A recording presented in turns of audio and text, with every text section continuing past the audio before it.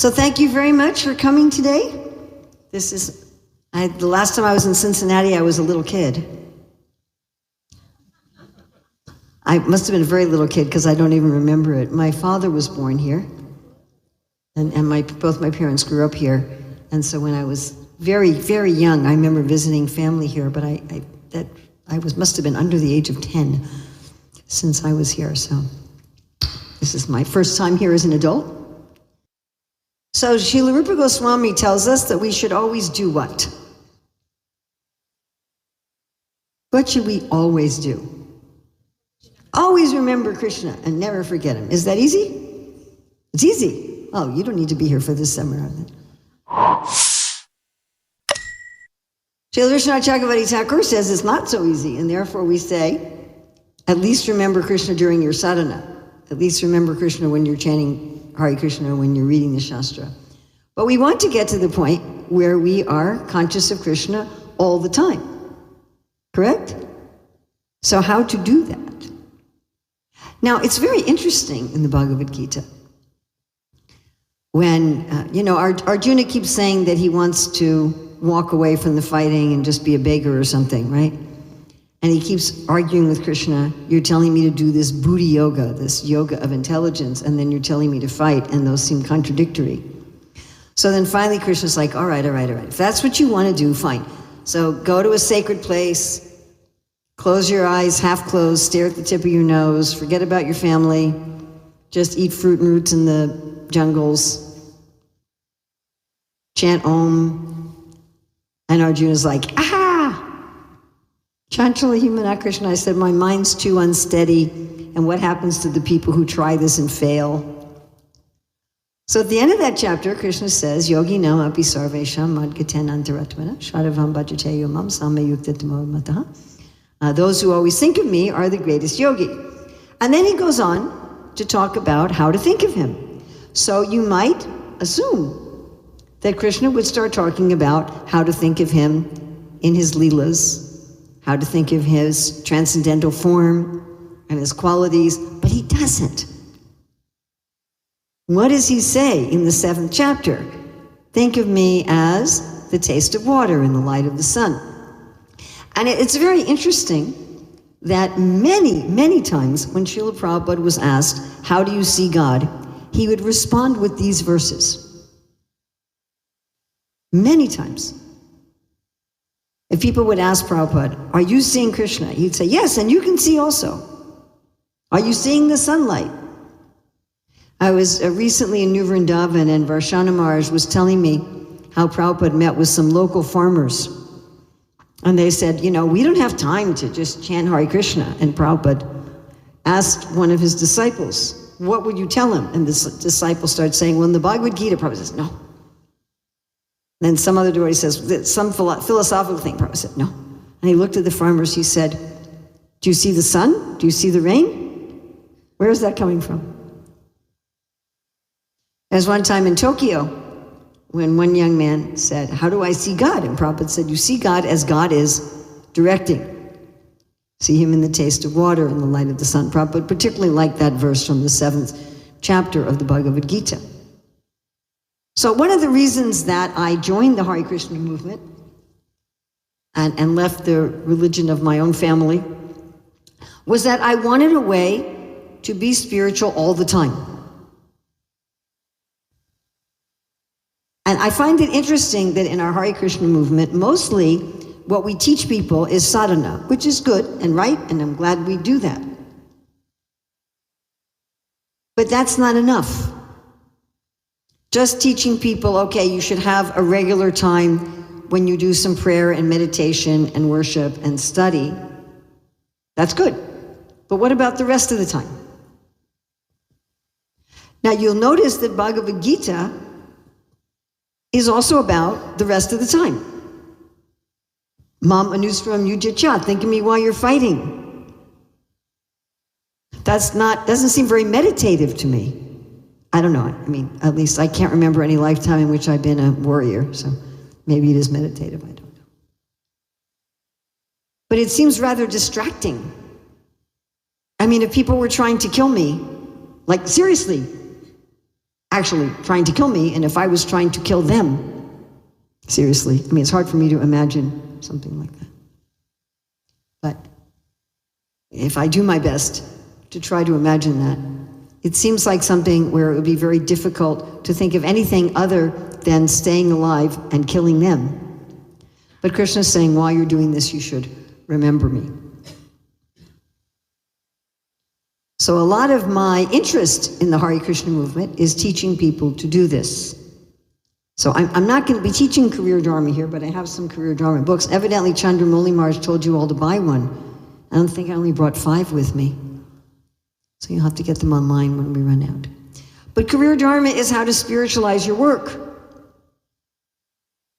How to do the mam anusmam yujicha, that whatever you're doing, whether you're a software engineer, whether you're a medical doctor, whether you're working in a bank, whether you're at home washing dishes, whatever you're doing, how to spiritualize your work.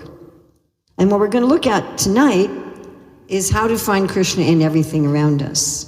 So I worked for several years with this one devotee, Kamala Sita, on this book. It has, I think we have like 20 copies here. It has 4 sections. One is about how to find Krishna in earth, water, fire, air. Do you guys know Nadia Mani, the Kirtanier? She's married to Amala Harina. She did the illustrations for this. And the section we're going to look at tonight is from the Bhagavad Gita.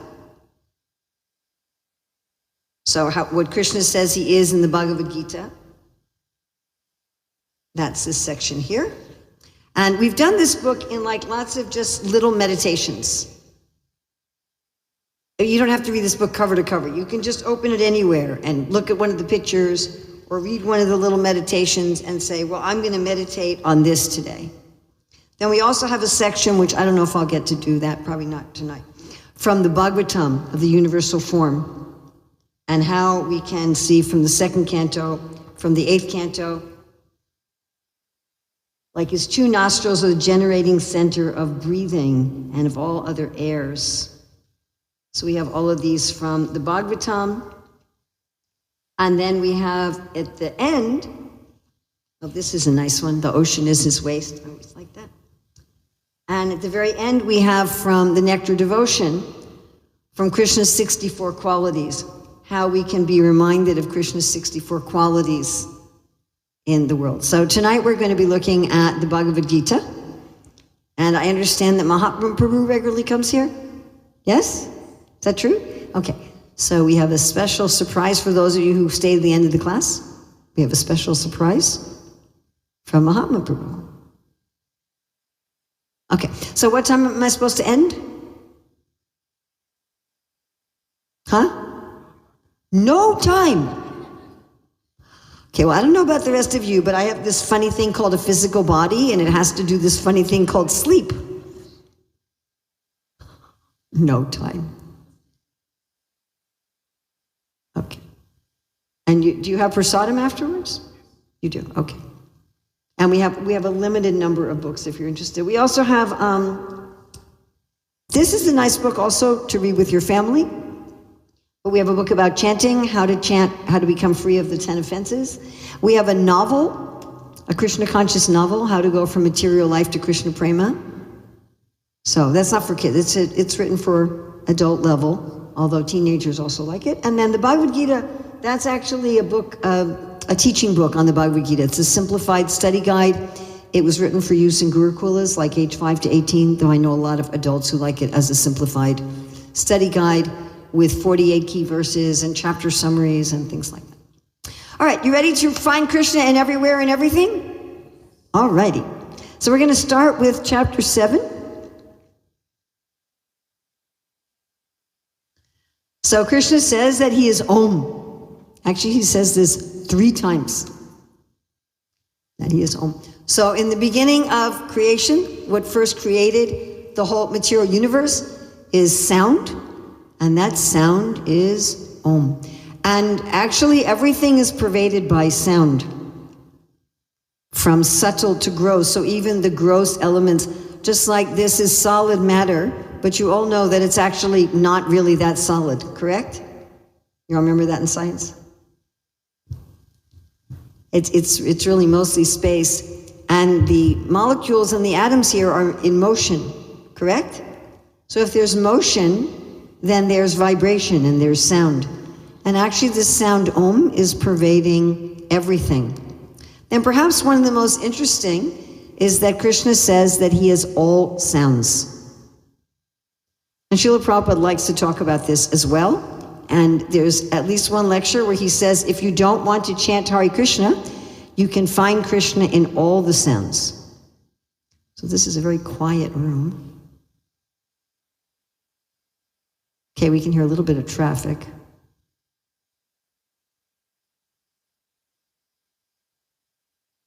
I like this one because this is a real intellectual challenge, and I like intellectual challenges.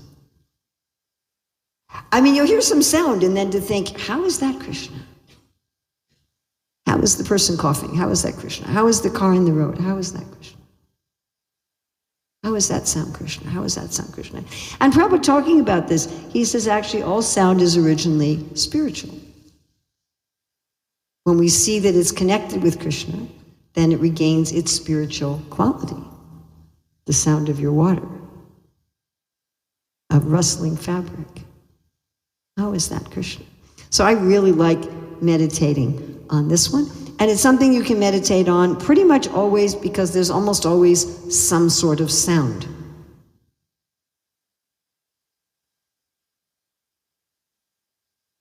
How is that Krishna? Seed. This is another thing Krishna says 3 times, that he is the seed. So of course, bhakti is often compared to a seed. That we have already the seed of bhakti dormant in our heart. Don't ever let anyone tell you that bhakti is not dormant in us. Srila Prabhupada used the philosophical point of bhakti being dormant in everyone as his rationale for being able to take Krishna consciousness to all the different cultures and people of the world. Because Krishna consciousness is not a sectarian religion from a particular culture. Everybody originally has love for Krishna. We all have this seed. And just like any seed, unless it has water, unless it has warmth, it's not going to germinate. So this seed of bhakti needs this water and warmth coming from Guru, coming from Shastra, in order to germinate. But Krishna says, I am the seed. So Krishna is righteous romance. Whenever you see husband and wife, they're loving, they're respectful, they're considerate, they're raising children with affection in spiritual life. That is Krishna. The strength of the strong, devoid of passion and desire. Whenever people are using their strength to protect others, to care for others, that is Krishna. The heat in fire. So we can become aware that there is heat in this room. There's definitely heat in this room.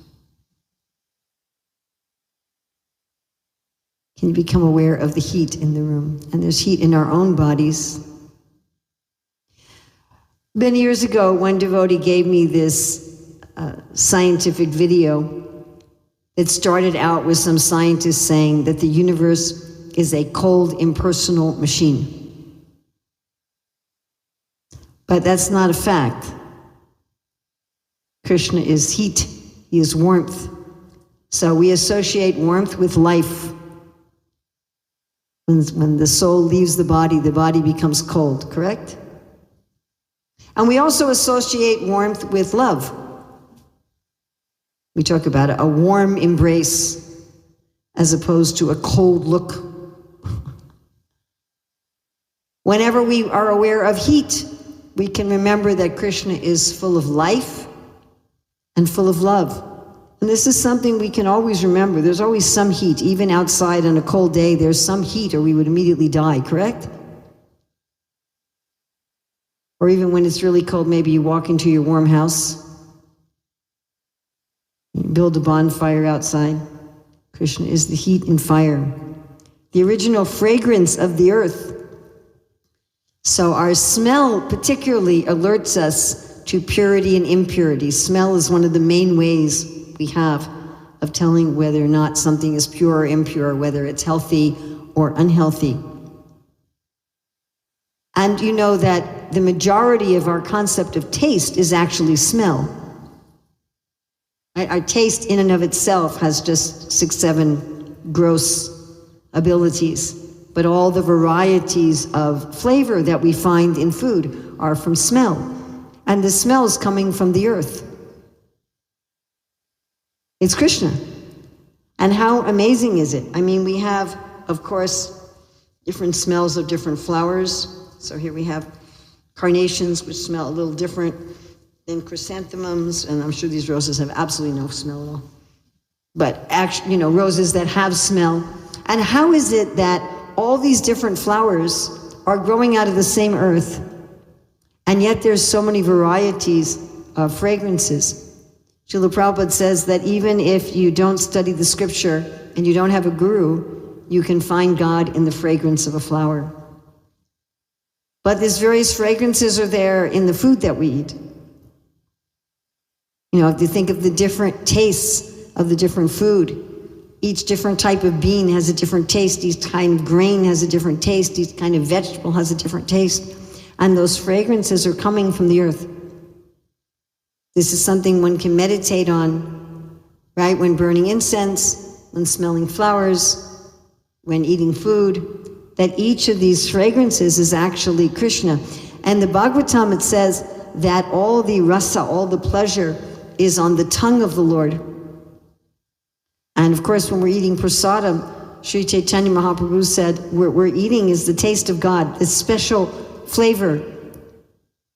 If you took all those same ingredients and you didn't offer them to Krishna, they'd be lacking that special flavor that comes from the touch of Krishna's lips and Krishna's tongue as he's tasting the food and imbuing it with all different tastes.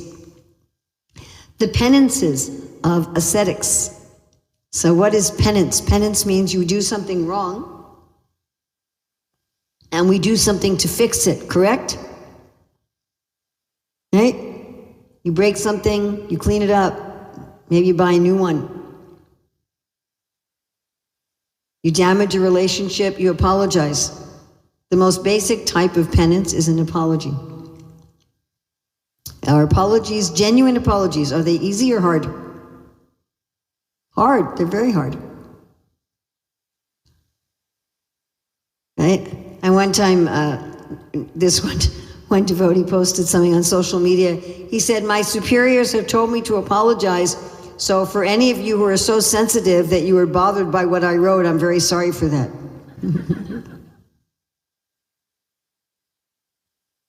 A genuine apology is really hard. One has to admit to oneself and to whoever one offended that we did some breach of trust, had some breach of respect, that we acted in a way that was on some level evil and cruel and selfish. And we want to put things back into balance. Now Krishna says that he is penance. He says, tapo me hridayam sakshat.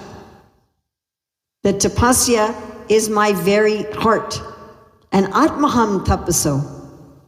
That's from Bhagavatam 2.9.23, right before the Chatur Sloki. Atmaham tapaso. Atma aham. I myself am tapasya. Now this is very interesting because Krishna doesn't do anything wrong. Of course, in Leela he appears to. He appears to, steal butter and yogurt from the neighbors' houses and not show up to meet Radharani when he said he would, and things like this. I mean, he appears to do something wrong for which he also apologizes. But this essence of penance is keeping everything balanced. And Krishna is the ultimate in balance. And this necessity, especially for all of us, or especially for conditioned souls like me, this necessity to put things back into balance. Because until we're 100%, absolutely 100% in Krishna Prema, we are going to sometimes mess up. Yes? If you think you never mess up, then you have a real arrogance problem. But we are going to sometimes mess up, and in fact, we may mess up on a regular, rather frequent basis. But then again, we put things back into balance, and when we do that, that's Krishna. We're right there with Krishna. I am the life of all that lives. Can we become aware that we are alive? To stop and feel my aliveness,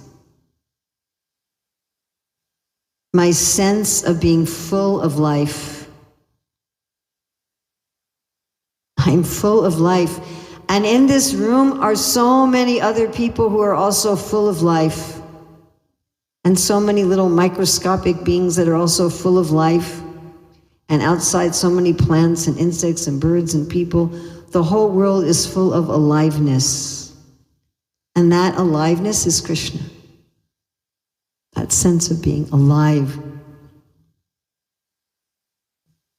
I am the intelligence of the intelligent. So all of us have some intelligence, and we do smart things sometimes, right?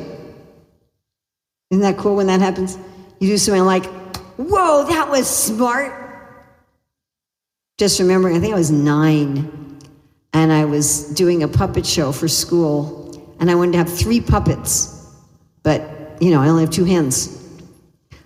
So I figured out how to make this 3rd puppet out of wood and cardboard, so that I could move its mouth with my toe. Even now, remembering that, it's like, whoa, that was smart. That's Krishna.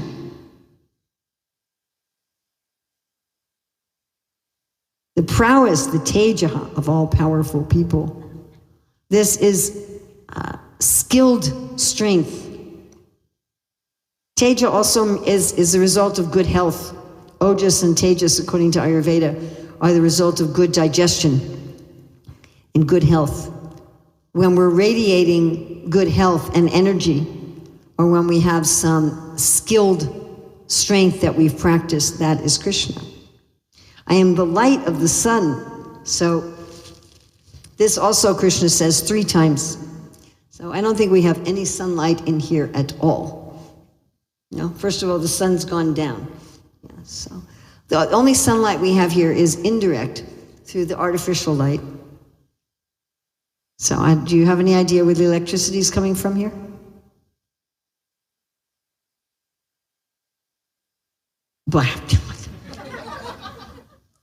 That's useful. Okay. Can we go one step further? Do you know where they're getting it from? The power grid. All right. Where are they getting that from? They use solar. They're using solar. Nuclear. Geothermal. Here in Ohio, geothermal. I doubt it. Nuclear. None of you know where you're getting your, you just turn on the light. Oh, there it goes.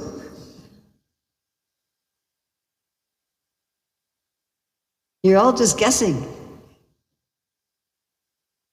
Even somebody says geothermal in Ohio. That's highly unlikely. It's mixed from what? Oh, okay. So all of those are related to the sun. All the fossil fuel and the coal is ultimately produced by the sun, correct? And of course solar, well, duh. But even wind and hydro is also connected to the sun. It's because of the sun that the wind's blowing and the water's being evaporated and so forth. So even this light is indirectly the light of the sun. And the sunlight, it gives us knowledge, it gives us ability to work, it gives us ability to understand. And this is something every day we're seeing some sunlight, even if it's a very cloudy day. And remember, oh, Krishna is this light. You know, again, we're often like unconscious. We're just kind of walking outside and, oh, it's light outside. Just remember that this sunlight is actually Krishna. and the light of the moon. So it was a full moon yesterday. We had a beautiful moon rising in the sky on the way here. It can remind us of Krishna's nighttime romantic pastimes, just the beauty of the moon and the light of the moon, right? Giving us an ability to see so much even at night is Krishna. And our ability, this is something we can easily meditate on at any time. So right now, all of you, try wiggling your toes or your fingers. How are you doing that? We have no idea how we're doing that. How do we see? How do we hear? How do we think? All of our abilities. This is an easy way to remember Krishna at any time, because we're always having some ability. Ability to write on paper. Right? Ability to look at your phone. Ability to stick your nose inside your sweatshirt. Where'd you get that ability? I mean, we take it for granted when we have it. But if you don't have it.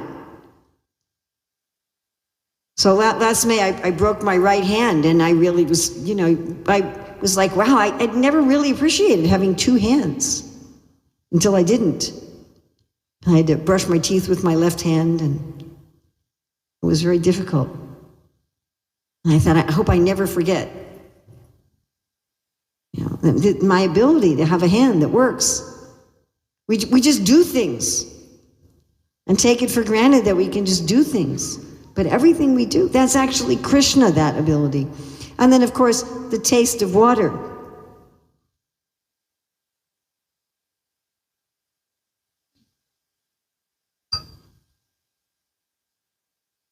Now, this may seem like it was long ago and far away, but do you remember when it was summertime? Right? It's really hot out, and you're working really, really hard out in the hot sun, and you're sweating. Do you remember that? Long ago? And then you come in and you get this drink of nice cold water, and this taste of pure water. I was somewhere in Europe with one of my grandkids, and the devotees there took us to some remote area where there used to be a monastery, and there was this clear spring of water, pure water. And I remember my grandson was drinking some of it, and he said, Krishna's really the taste of this water. Now, actually, rasoham apsukanteya, it means any kind of liquid. Prabhupada would even say the alcoholics can remember Krishna and the taste of their wine and eventually become saintly persons that way. But anything that we're drinking, that taste is Krishna. All right, so that's chapter 7. We're going to go on now to chapter 9. So I am the ritual. So rituals, all of us have rituals in our life, right? Yeah? So when I visit my youngest son, he puts everything in the dishwasher. And then the plates, when you take the clean stuff out, the plates go over there and the cups go over there. And I visit my oldest son, he's very particular. Wooden things cannot go in the dishwasher. And anything that has writing on it, like a glass measuring cup with that can't go in the dishwasher. And in his house, the plates go over there and the cups go over there. So they have different rituals. And those rituals are what they like. So these different rituals that we do, these are given by Krishna, that this is what he likes. This is the way he likes them. So those rituals are also Krishna. And then he is the yajna. And Prabhupada usually translates the word yajna as sacrifice, which is an interesting English word, because usually sacrifice means giving up something that you like. But a yajna it can be a sacrifice, of course, but it is some kind of ceremony by which you can connect with the divine. So if we want to connect with people, we have to do some sort of ceremony, right? So I have one granddaughter whose birthday is tomorrow, okay? But she lives in Hawaii, so it's a different time zone.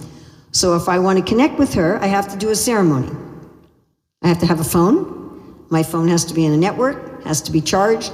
I have to put in the right number, and then it has to be the right time. If it's not the right time, instead of connecting with her, I'll annoy her.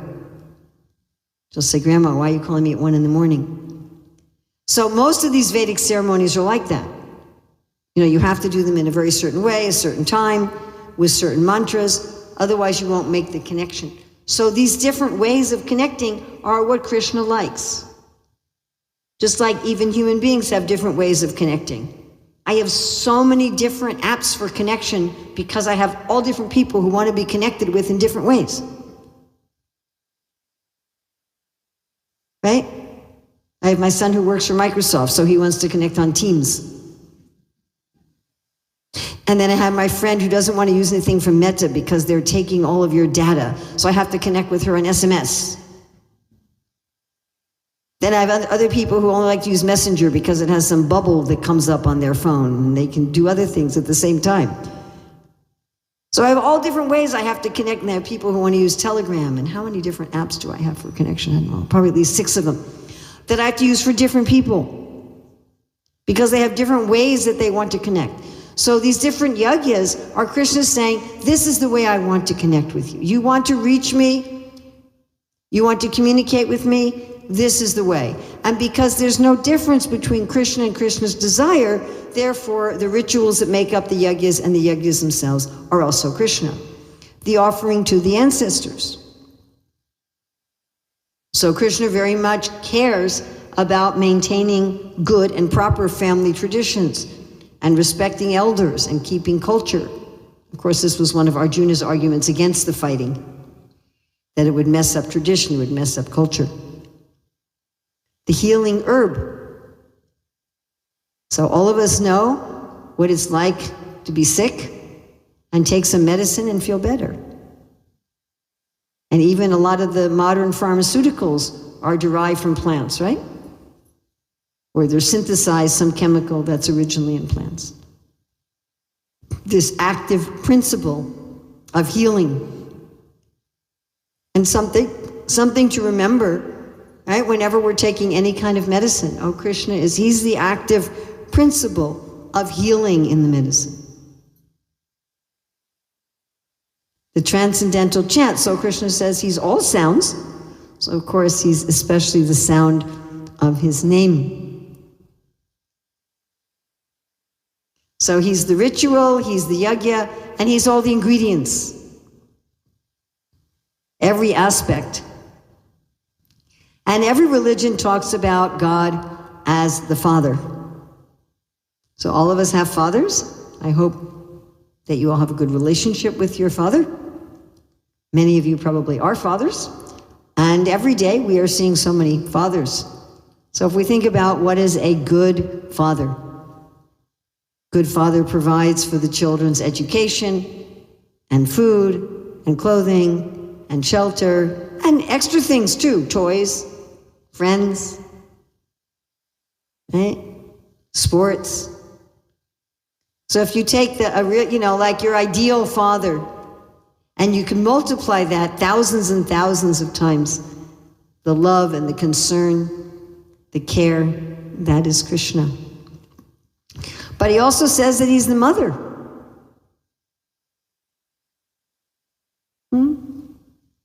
So what does it mean, mother? We grow inside the body of our mother. We're nourished by the body of our mother. And you know, Mother Yasoda, when she looks in Krishna's mouth, she sees that we're all in his body.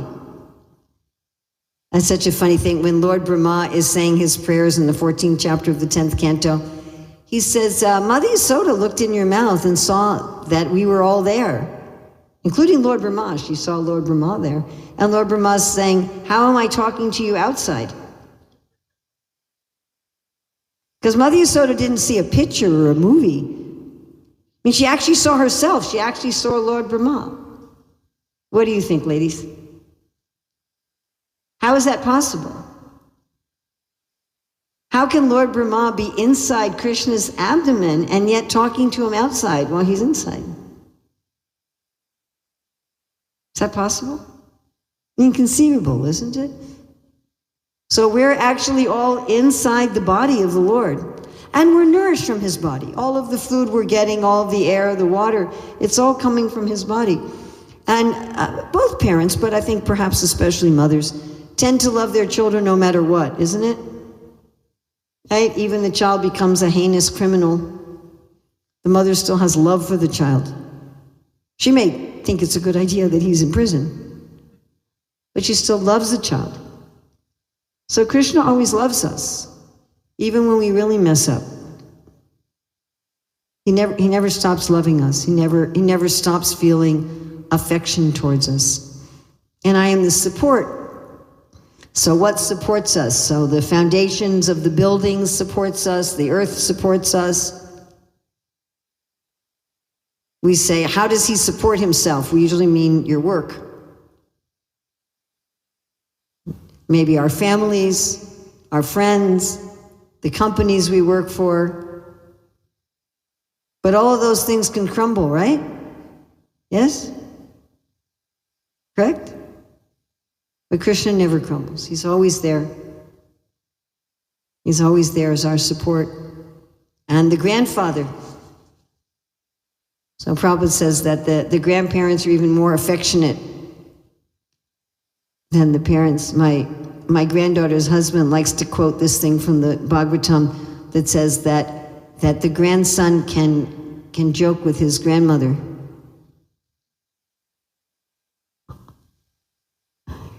So there's a especially affectionate relationship between the grandparents and the grandchildren. And the object of knowledge. So Louis Pasteur said that when he studied a little bit of science, he became an atheist, but when he studied a lot of science, he became a theist. That the more we study the world, the more we can see that there must be an intelligent creator, there must be an intelligent maintainer. I mean, it's such a simple argument. It's difficult for me to understand. I mean, atheists do have one good argument. But it's difficult for me to understand how anybody can ultimately be an atheist. And let's take something really simple. Okay, like this piece of fabric that's over that table. That's pretty simple, right? But a 2-year-old couldn't have made that. Or a chimpanzee. In fact, making this fabric is actually extremely complex. I don't know what kind of fabric it is, but let's just imagine that it's cotton. So somebody had to grow the cotton, and then it had to be combed and cleaned and spun and woven and then dyed. And even if you say that's done by a factory, somebody has to build the factory. It's extremely complicated. I was watching this video once about what it takes to make pencils. You know, like where the wood comes from and the graphite and the eraser, and it's such a simple thing, a graphite pencil, but actually it's extremely complicated and it requires a lot of intelligence. And a piece of cloth or a pencil is nothing compared to a living cell. Scientists today do not fully understand the workings of one cell. It's more complicated than the whole city of Cincinnati. So the more that we study knowledge, the more we'll find that there must be an intelligent, creative, amazing person behind everything. And the purifier. So we all purify ourselves. We take a bath, we wash our clothes, we clean our houses. Maybe we do more purification, maybe we do some special diet sometimes, or maybe someone, goes to some sort of therapy to purify their mind. But the active principle in all of these things is Krishna. Without Krishna, none of these would be affected. And again, Krishna says that he is Om. So we might think that Om is very simple. One syllable, Om. How can that be God? So people also often think that Krishna is very simple. Lord Brahma thought this, Indra thought this. Oh, Krishna is just a little boy herding his cows. How can he be God? Yes, and then Krishna showed that he could expand as all of the cowherd boys and the calves in infinite number of Vishnu forms worshipped by all of the universes. I am the goal. Prabhupada says if we're dissatisfied, it means that we don't have a clear goal in life. When we're setting goals and working toward them and attaining them, that is Krishna and the sustainer. We can ask, well, what keeps us alive? Okay, air. Does anyone know what the next important thing is after air? No, you can go days without water.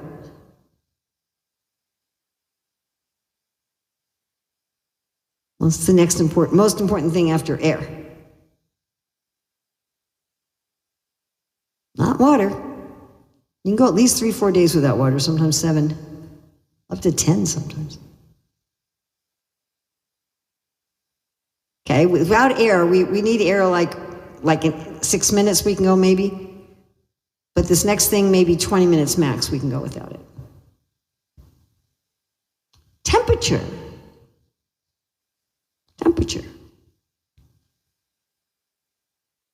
It gets too hot, too cold, we're finished.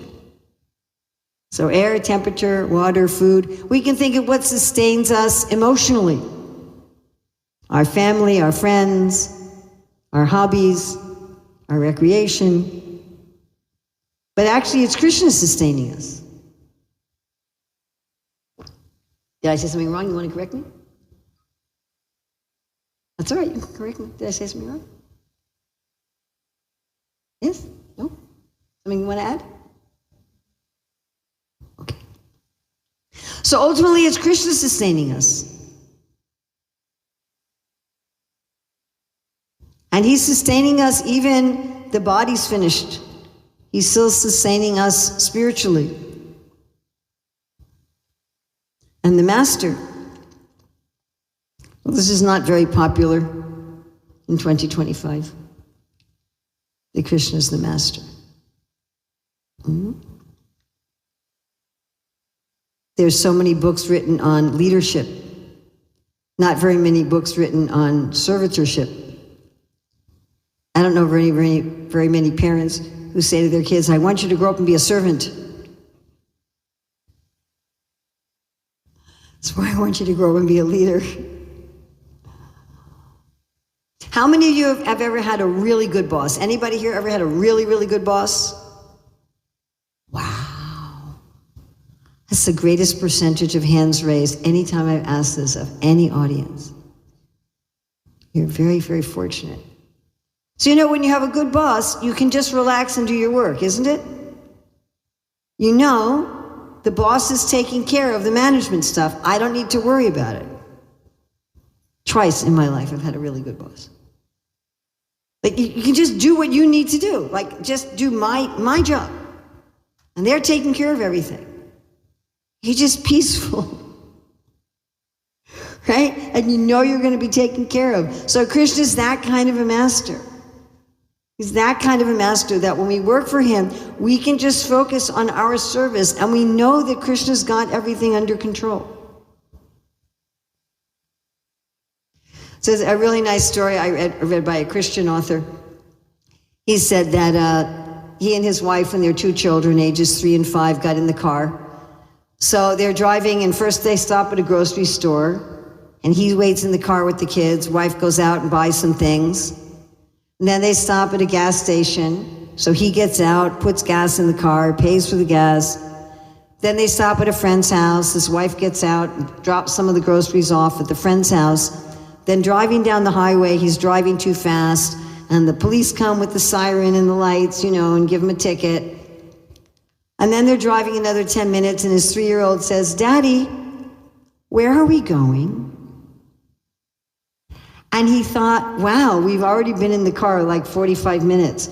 And from the perspective of a 3-year-old, like, okay, we're driving, we stop, we wait, mommy gets out of the car, brings some bags in, we stop again, daddy goes, does something funny to the car, then we stop again, mommy comes out, then we stop for these lights, and she doesn't know what's going on. He doesn't even know where they're going. But he thought all this time she was happy in the car because it was something that she knew. And that was who was driving.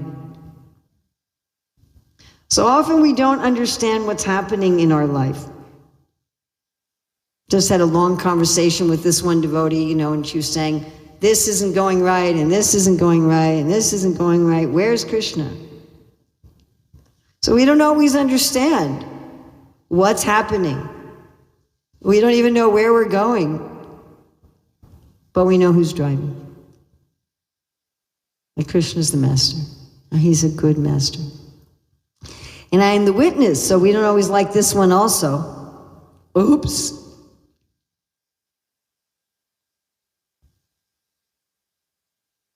Ishvara Sarvabhutanam Hridesha Arjuna Tisati. Krishna is always the witness.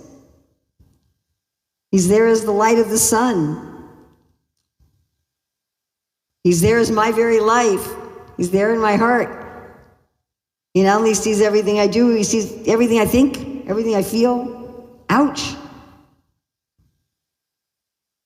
It's not quite like that. You can try an experiment. You can go at the end of a day to someone who loves you, who genuinely loves you, and you can say, would you like to listen for me talk for 2 hours about everything I did today? Most likely after 10 minutes they would be bored. But Krishna's interested. He's actually interested in everything we do, everything we think, everything we feel. He's the only one who's that interested. I guarantee you.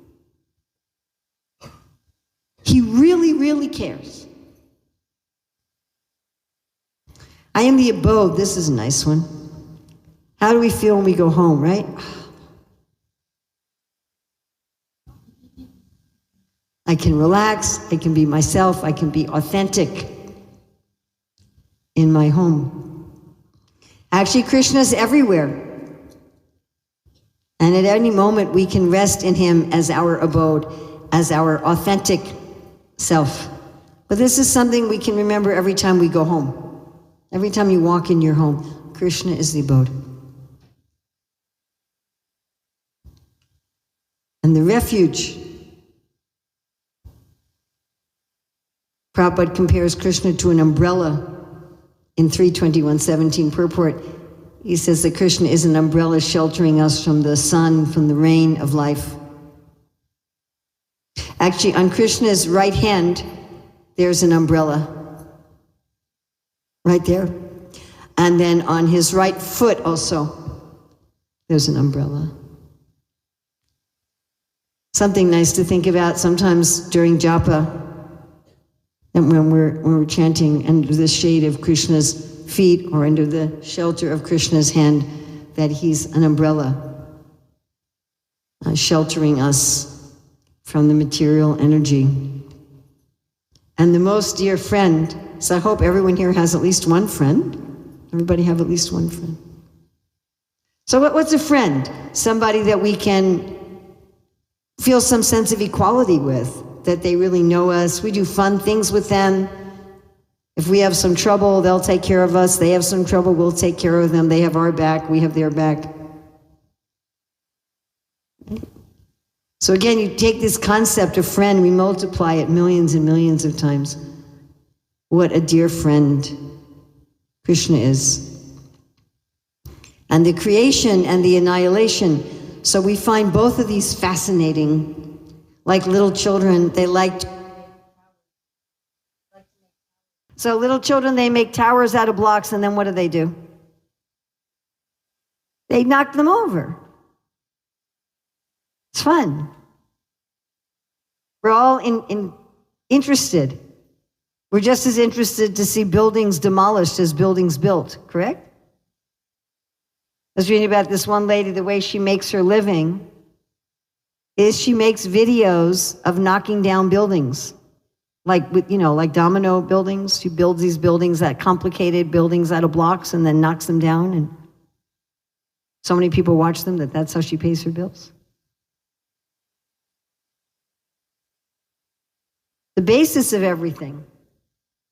So secularism means telling the story of the world and the story of my own life without reference to God. God's out of it. When I was first making children's books to teach children how to read, which we're now reprinting. Any of you who use the Learn to Read books, they are now being reprinted. So I was examining a lot of the literacy books that were made in America, UK, South Africa, Australia, New Zealand, and so forth. And one of the things I found was that God was absent. Even sometimes they'd have a story about religious holidays. There might be a book where it showed like people celebrating Diwali or Christmas or something, but there was no God. It was just the cultural trappings of the holiday. But actually, Krishna is the basis of everything. Our joys and our sorrows, all of our experiences. Underneath that, it's Krishna. Again, we may not always see. I forget what it's called. It starts with a B, I think, and it's a long word that I don't know how to pronounce. But perhaps some of you have seen that if you want to take a ball and have it get from one point to another the fastest, that actually to have it in that, what's that called? It's a kind of curving pattern. Yeah. I don't remember how to pronounce that. Maybe some of you could look it up and tell me later. But if you actually take on an inclined plane and you just put a ball and have it go down, or if you put it on like this wave pattern, the one in the wave will go faster. So it may seem like the ups and downs of our life are a distraction. It may seem like, well, if I want to become a pure devotee, if I want to reach spiritual perfection, it should just be like this straight thing. But really, all of the so-called ups and downs are getting us there faster. And Krishna is the basis of all of them, not only the ups, but also the downs. There are some of us who only pray to the Lord when things are down, and some of us only remember him when things are up. We want to remember that Krishna is the basis of everything. The resting place, this is one that I meditate on a lot. Every night when I go to sleep, I think, oh, Krishna is the resting place. But even just, you're walking a long time and you sit down and rest, Krishna is the resting place. He's the place for refuge, for respite, for peace. Maybe a mental resting place. I really liked getting the pictures for this one. And again, he says he's the seed. Now here he says he's a general seed. The seeds of so many things. This is not only a physical seed, the seeds of our relationships, our ideas, our projects, our jobs, our houses, or everything. Krishna is the seed of everything. And he gives heat. He is the heat, and he's giving the heat. I withhold and send forth the rain. I think I was about 9 or 10. I was driving with my parents in the car, and it was raining on our side of the road and not on the other side, like right down the line. And of course, the rain has to end someplace, right? But until that point, I'd never thought about it. It's raining, it's just raining. I didn't think that there was a border. It was funny to be right there at the border. Krishna is sending the rain, he's withholding the rain. So when our oldest son was about a year old, we were living in the Boston temple, and in the ashram there was a sink in the hallway. And so our son would take like a cup or a container and he'd toddle over to the sink and he'd wait till somebody came by, and then he'd hold up his container and say, water, water, water. So of course, he's really cute, and so they gave him water. And if you give water to a 1-year-old, what are they going to do with it? He would spill it on the floor. And then what do they do with it? They play with it. Stamp in it, play with it. And then the devotees would get on my case and say, Urmila, your kid's making a mess with water. I said, but you're the one giving him the water. They said, well, he comes and says, water, water. So Krishna sometimes gives the water and sometimes he turns it off. Immortality and death. Prabhupada often talks about how Krishna says he's death, that even the atheists, they find God in death. If you don't want to surrender everything to Krishna, he'll take it anyway as death. When Sukracharya was trying to convince Bali Maharaj not to give everything to Krishna, Bali said, why not give him everything that's going to be taken anyway at death? But Krishna is not only death, he's also immortality. Nahanyate hanyamane sharire. The soul doesn't die. There's something beyond death. So both are Krishna. So we did chapter 7 and 9. Now we're going to go on to chapter 10. Beginning, the middle, and the end of all beings. Our being babies and youthful and middle age and old age is Krishna. And again he says he's the sun. So in the sun we feel courage, we feel enthusiasm, we feel energy. Among the stars, I am the moon. We see the moon surrounded by stars. We can remember Krishna surrounded in Ras Leela by the gopis, or sitting surrounded by the cowherd boys in a picnic. The mind. So of course, we bhakti yogis, we might think our mind is troublesome. But actually it's the master of the senses and therefore represents Krishna. And Prabhupada talks about when Krishna is giving instructions to the gopis at Kurukshetra, that actually anything we can think of has to be within the jurisdiction of Krishna's energy. And that if we remember that, then we can also purify our mind. So living force or consciousness.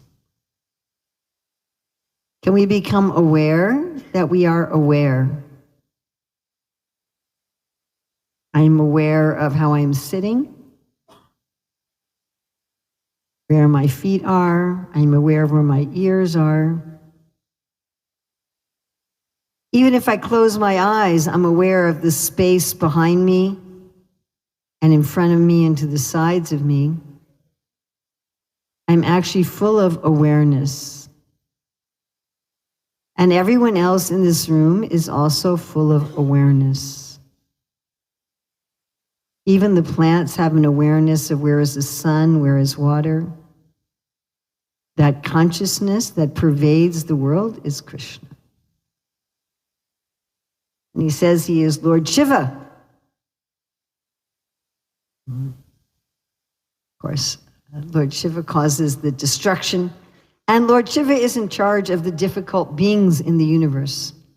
So one of my godbrothers, he's now retired, but he worked as a physician in the maximum security prison for the criminally insane. So that's like the job of Lord Shiva in the universe. So I am the ocean. So the ocean is very deep, very broad, full of life, but it looks very homogeneous. It looks simple. So we see Krishna, he looks like a simple little boy, but actually he's very deep, very broad, and full of so many wonderful pastimes. And again, he says that he is Om. So Srila Jiva Goswami explains with Prabhupada quotes in the Chaitanya Charitamrita that the Krishna says he's the letter and Om is made of right? So any of you who study Sanskrit, I'm sure many of you studied Sanskrit growing up in India. Yes. So English doesn't work like that. Like most languages, you don't say one vowel right after another. You do in Hawaiian. Like we say Hawaii. You say one vowel after another. We don't have very many English words like that. Few of them, like vacuum, is like that. But generally, we don't make one vowel sound right after another. And so when you have two vowels together, they join and make a new sound. So like C-R-E-A-M, the short E is like in pet, and the short A is like apple, but you don't say cre-em. We put them together and say a new sound, cream. But this sound, E, has no relationship to the or the a. But in Sanskrit, it's not like that. When you put two vowels together, the new vowel sound of the combination of those sounds is actually the combination of those sounds. So like a-u, if you say a-u, a-u, a-u, becomes o. and that's where you get the O in Om. So it comes from A, U, and then the Anushwar. So the A is Krishna. Srila Jiva Goswami says the U is his Shakti, Srimati Radharani, and the is Anushwar. That's all of us, the Jivas. So Om is everything, Krishna and his Shakti and the Jivas. By the way, in the Hare Krishna mantra, we have Hare Krishna, Hare Rama. So we have the Shakti of the Lord and the Lord. And you might say, well, where are the Jivas? Where are we? But the Hare Krishna mantra is in what's called the vocative, where you're talking to somebody. You know, like in English, if someone's named Susan, Susan goes to the store, and hey, Susan is the same. But in Sanskrit, it's not like that. In Sanskrit, actually, if you were speaking to me in Sanskrit, you wouldn't say Urmila, you'd say Urmile. You would change the form. And the word Urmile only makes sense if somebody's talking. So when we say Hare Krishna Rama, somebody has to be talking. Otherwise, if it's Krishna walking, it's Krishna. It's not Krishna. So there we are implicit in the Hare Krishna mantra. And Krishna says he's all yagyas, but he's especially the chanting of the holy names. We were talking about how other yagyas, you have to get exactly the right timing, the right pronunciation, right? But with the holy name, you can chant anywhere. You can chant the holy name in the bathroom. You can chant the holy name in a bus. You can chant the holy name in your bed. You can chant the holy name in a temple. You can chant loudly. You can chant quietly. You can chant in your mind. When you're happy, when you're sad, when you're angry, when you're frustrated, when you're confused, when you're inspired. It doesn't matter. There's no rules at all for chanting the Hare Krishna mantra, except one shouldn't offend the name. So Krishna is especially that yagya. And he is the Himalayas, so you don't see any Himalayas here. You don't have, there's not very many mountains in Ohio, in Kentucky, is there? You have mountains? Small hills. Oh, maybe this isn't a good thing to meditate on. It's called the City of Seven Hills, but they're really tiny hills, huh? They're like just namly-pamly little hills. Well, maybe when you look at them, you could remember that there are mountains like the Himalayas, and that Krishna is those immovable Himalayas. And you don't have any banyan trees here either. But I'm assuming most of you have seen banyan trees.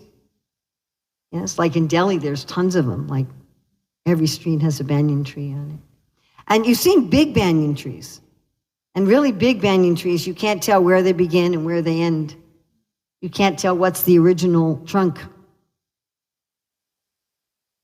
And the king. So somehow, even in 2025, people are still interested in royalty. I'm not quite sure why. Like British royalty still seems to garner a lot of headlines and interest. What to speak of, and they're not even like real royalty anymore. But imagine actual wonderful royalty. And then the thunderbolt, lightning, yes, that pulls the nitrogen out of the air and puts it in the ground for the plants, illuminates everything. Sometimes we have a lightning bolt of realization and understanding that just breaks up all of our doubts and our difficulties like amazing weapons. And the Surabhi cows that can give as much milk as you desire or anything you desire. So Krishna says, Eko Bahanam Yo Vidadati Kaman. From the beginning of time, he's been fulfilling everyone's desire. So this is Pradyumna and his wife Rati.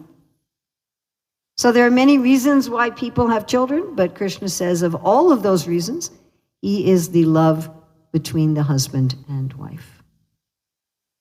And he is Yamaraj. So sometimes it appears that good people suffer and bad people are enjoying, but we know that there is a universal justice system managed by Yamaraj, and ultimately everything is fair. Among subduers, I am time.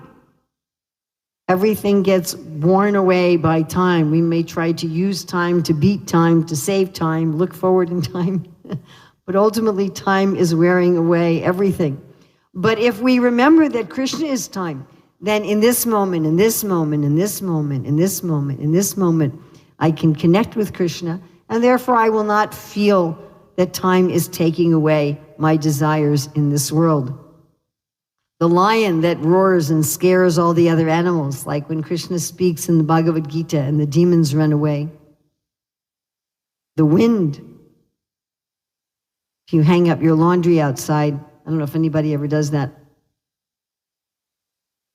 Now that artificially they put it in a dryer and then people put chemicals in the dryer to try to pretend the clothes smell nice. But when you hang up your clothes outside, they naturally smell nice from the air. Or if you have a musty room and you open up the windows, and then that nice, fresh smell drives away all of the mildew and the mold. Parasuram, who roots out corruption in government. Whenever we find somebody who's challenging government and rooting out corruption and lies, we can remember Parasuram. And then the Makara. So Makara is a mythical creature, and there's no English translation. Prabhupada will translate Makara sometimes as shark, sometimes as crocodile, and sometimes as dolphin. So Ganga rides in a Makara, Kupa rides in a Makara. Krishna has Makara earrings. And then the Ganga, Paranakanira Janita Janapavana, the spiritual water from beyond the universe that enters from the nails of Vamandev's toes. The beginning, the middle, and the end. The top of the sandwich, the middle of the sandwich, the bottom of the sandwich. The start of the journey, the destination, the going home. The preparing a festival, the having a festival, the cleaning up after a festival. That is all Krishna. Then to know oneself.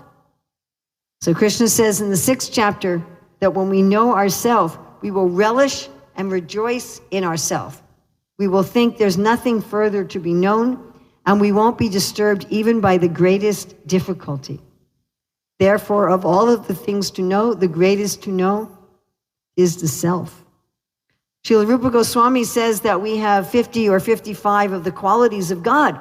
That means we, the self, we are beautiful, we are effulgent, we are geniuses. What greater thing to know than to know the self? And Vada. So we teach about Vada in our hermeneutics course. So Vada means discussions aimed at finding truth. When you leave your ego with the shoes. And you're simply interested in the truth. You don't care who's right and who's wrong. Huh? And then there's Jalpa and Vitanda. So Jalpa is that you don't care about truth, you just want to win. So I was once in this long discussion with a devotee, and weeks were going by, and finally I says, "What do you want?" She said, "I want you to say that I am right." That's Jalpa. And then Vitanda, you're not even trying to establish that you're right, you're just trying to establish that the other person is wrong. You're just trying to destroy. So we should have, and we've all had all three of these discussions, I'm sure, right? Sometimes we've been the one doing them, and sometimes we've been the object of them. And we know that the only ones that make us feel really happy are Vada. And this is Krishna is Vada. And then he says he's the letter A. So this letter A, this is the most basic sound. Right? This is the sound you make. You're not using your tongue, your lips, your teeth. It's the foundational sound of all language. An inexhaustible time. Good times come, good times go, bad times come, bad times go. But there's always Krishna. And this we can remember anytime we look at our watch, we look at the time on our phone, we're trying to make an appointment, we're trying to catch a train. Anytime we're doing anything with time, we're trying to go to a meeting, we can remember Krishna is time. And all devouring death, not only the final death of this body, but the death of a job, the death of our schooling, the death of a relationship, the death of the place that we live, the death of a project, all of these things are Krishna. And as we were saying, Bali Maharaj told Sukracharya, why not give Krishna the things he's going to take away anyway? My mother gave away practically all of her stuff about a year before she died. She said, better to give with a warm hand than a cold hand. So if we've already dedicated everything to Krishna, we've already given everything to Krishna, then there's no sting when it's time for those things to be gone. This is a really interesting one. This is about the start before the start. The start before the start that we only see in hindsight. Sometimes we realize, oh, you know, the way this job really started, it was 2 years ago when I met so-and-so. And the reason I'm getting involved in this is I remember I read that 5 years ago. But at the time that I met that person and the time I read that and the time I went to that place, I didn't realize it was the start. It was later. It was like, oh, it actually started then. So the start when we don't even know it's the start, that's Krishna. The fame of women, women who are famous for their dharma, like Sita and Draupadi. And that is Krishna. And the beauty and the fortune of women is Krishna. One time Prabhupada was meeting with some people, not devotees, and he said to this one young woman, he said, "You are very beautiful, use that beauty for Krishna."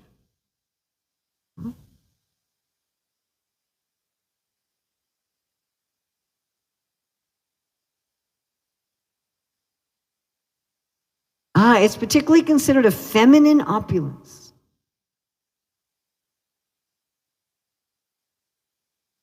I made one of my professors in graduate school very happy with this verse from Bhagavad Gita.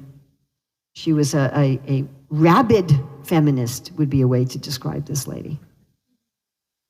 And she hated men. She'd had some really bitter experiences in her life.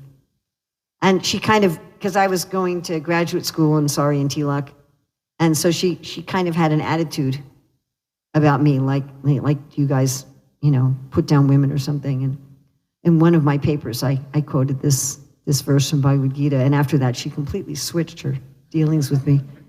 She decided that Hare Krishnas were nice people after all.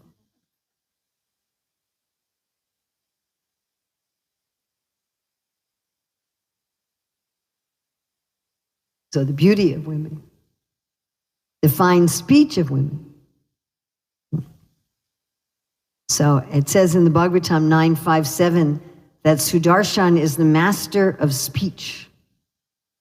So we think of Sudarshan. Sudarshan, Kavi Karnapur says, provides all of the light in the spiritual world. He's lighting up Goloka Vrindavan. So we think of speech as something that illuminates, that clarifies, but can also cut. It can also burn. And when women are speaking very nicely like this, that is Krishna. And then memory. Prabhupada talks about the ability to read many books and understand them is particularly, again, a feminine quality.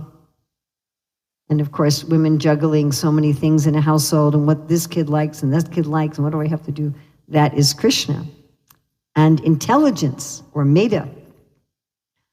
So in the teachings of Queen Kunti, Srila Prabhupada writes that women generally assemble in great number in any sort of religious function.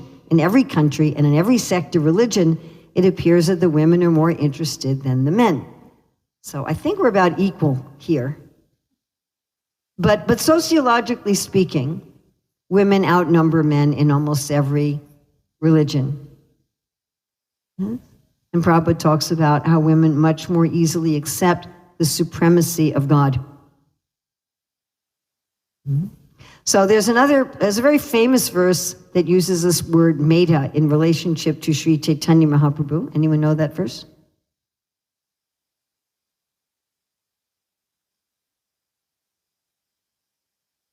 Su Meda Saha, that those who have good Meda, they engage in the Sankirtan movement. So this good intelligence of women to worship the Lord, that is Krishna. And steadfastness, the faithfulness, the chastity, the steadfastness of women is Krishna. And patience. So how many of you ladies are mothers? How many of you are mothers? So do you have to be patient? Yes? I think I tell you, you have three choices. Patience, have someone else watch your kid or go crazy. That's it. And this, you guys don't listen to this. Do you have to be patient with your husbands too? Yes, okay. So you didn't hear that. So that's Krishna. And Krishna says of all the poetry, he's the Gayatri. Those of us who chant the Gayatri mantra, that is God in the form of a poem. And November, December, so this would apply particularly in the northern hemisphere, where November, December are the months of harvest. What is our Gaudiya Vaishnava harvest festival?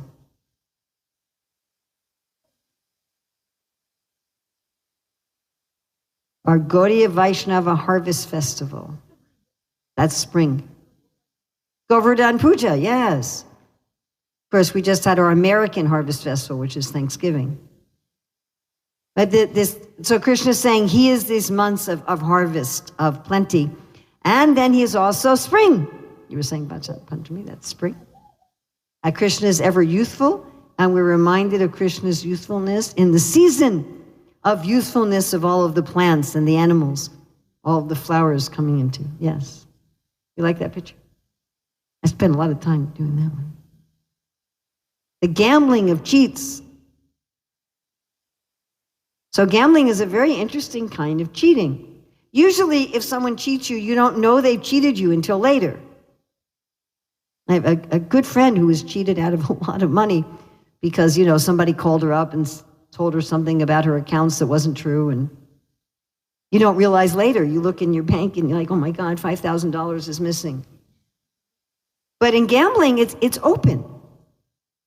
Okay, let's sit down here and play cards, and I'm going to try to get money from you without giving you any goods or services in return. That's what cheating is.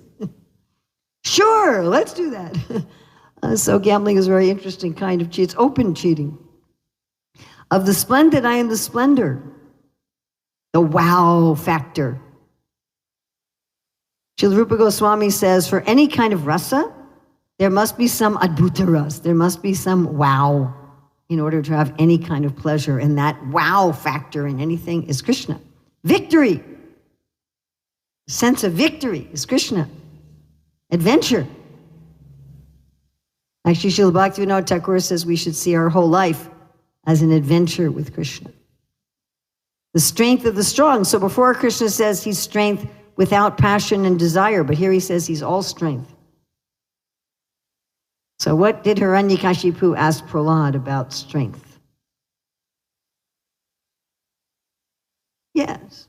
Where did you get your superhuman power from? And he knew he couldn't kill Prahlad because he tried and it didn't work.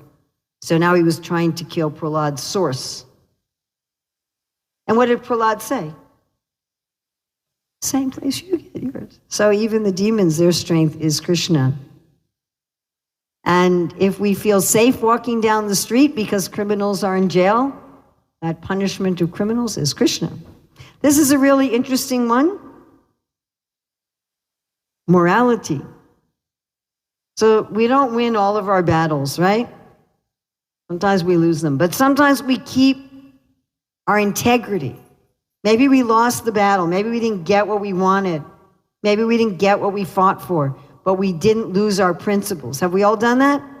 We stuck to our principles, and at the end, didn't we feel that was a kind of victory? I kept my integrity. That's Krishna. Silence. So Prabhupada writes in a purport to this verse, which is 1038, silence is the deepest act of listening.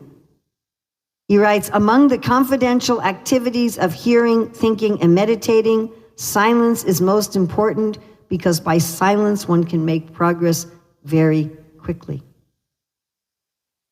We often wonder if God hears us, but in silence we can hear him. Of wise I am the wisdom, when we have insight, when we have realization, that is Krishna. And again, Krishna says he's the seed. So we're all eating so many seeds. Most human cultures have seeds as their staple foods. Wheat, rice, corn, buckwheat, rye, even all of our beans are all seeds, a lot of our spices. It's the concentrated energy of the plant. Whenever we're eating foods that are seeds, we can remember Krishna is the seed. And this is such a nice one to meditate on, that even if you took all the amazing, opulent, glorious things of the world and put them together, it's just a tiny spark of how wonderful Krishna is. So we looked at chapters 7, 9, and 10. Now there's a few verses in chapter 15. Splendor of the sun, the beauty of sunrise, the glory of full moon, the subtle beauty of sunset, the splendor of the moon, looking like a pearl in the sky, making diamonds on reflections in the water, the splendor of fire. The other night I was with some devotees, they lit a bonfire outside and we were looking at the fire dancing in the woods and in the embers. And I said, oh, this splendor of fire, that's Krishna. Keeping all the planets in orbit. Generally, when we're in a moving vehicle, we can feel it's moving. You feel the car is moving, the plane, the bus, but the earth is moving so fast. Do you feel it? Amazing pilot. And the moon, that's also nourishing what we eat. The flavors, the vitamins in the food we eat is coming from the moon. And the fire of digestion. How does that work? Right? My fingernails, yesterday, they were chapatis. Right? How does broccoli turn into my nose? Amazing. What a nice thing to meditate on when we're eating. And not only the fire of digestion, Krishna's moving with the air of life, with the prana, to move our food from our mouth to our esophagus, to our stomach, to our small intestine, to our large intestine. And hopefully you don't see Jai Hari with problems with your food in your large intestine. Maybe if you really meditate on how Krishna is joining with the prana, you won't have to meet him in the operating theater. And then this is a favorite verse of my family. So whenever we couldn't find anything, Mata, I can't find my sock, I'd say just chant Bhagavad Gita 15:15. Sarvasya chaham riddhi sannivisto matas matirganam apohanam cha, where Krishna says, from me comes knowledge, remembrance, and forgetfulness. So then our kids would go around, Sarvasya chaham riddhi sannivisto matas matirganam, oh, I found it. Right? So one time when I was traveling, one devotee said to me, Urmila, I can't find my phone. And I said, well, just chant 15:15. So she starts walking around the room going, 15:15, 15:15. And if you're watching, hi. So again, thank you very much. Anything good in this presentation is from Srila Prabhupada, our acharyas, and the Shastra. Anything bad in this presentation is my responsibility. So if there's anything bad here, please correct me or ignore it. Prabhupada ki jai.